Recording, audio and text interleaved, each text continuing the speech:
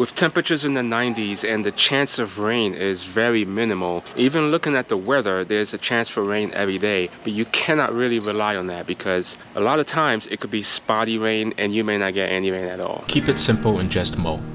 Now, in order to keep the lawn green during this hot summer months, you have to be able to hydrate your lawn. You got to make sure your lawn is getting 1 to 1.5 inches per week of water. Now, the best way to irrigate, obviously, is to use Mother Nature to your advantage. If it happens to rain, that's great, but a lot of times you're in these drought situations and you really cannot rely on Mother Nature. I have these rain gauges scattered all throughout my landscaping, and they give me a general idea how much it's rained over the course of the week.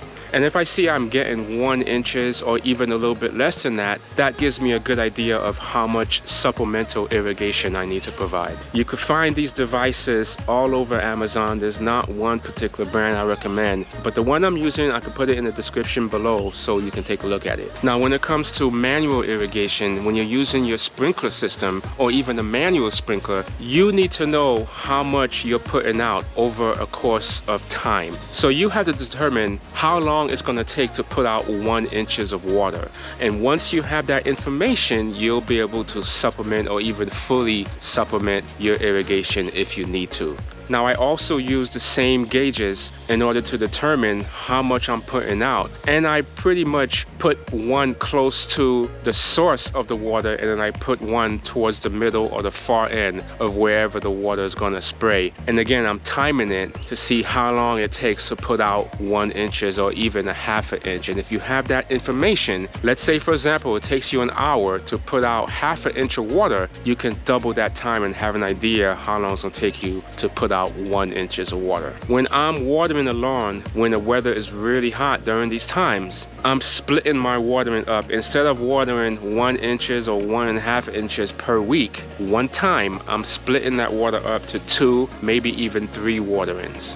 When I split my watering scheduling up, I'm still providing 1 to 1.5 inches, but I'm putting out 0.5 inches at a time, separated by 3 waterings over a course of a week. Now, when it's really scorching hot during those days when it's 95, 96, even close to 100 degrees, certain parts of my lawn tend to bake more than the others.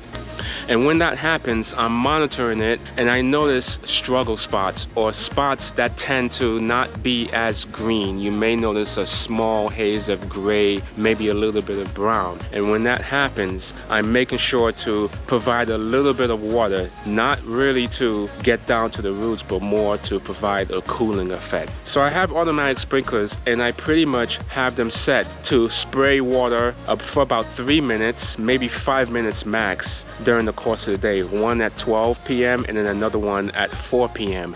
This way it's providing a little bit of relief for those trouble spots. And when I do that, I'm only doing that for the areas that get full sun all day, not in the areas that are in part shade or not in full sun all day, only those areas that's in full sun. And if I see those spots really struggling, I take an unconventional approach to address it.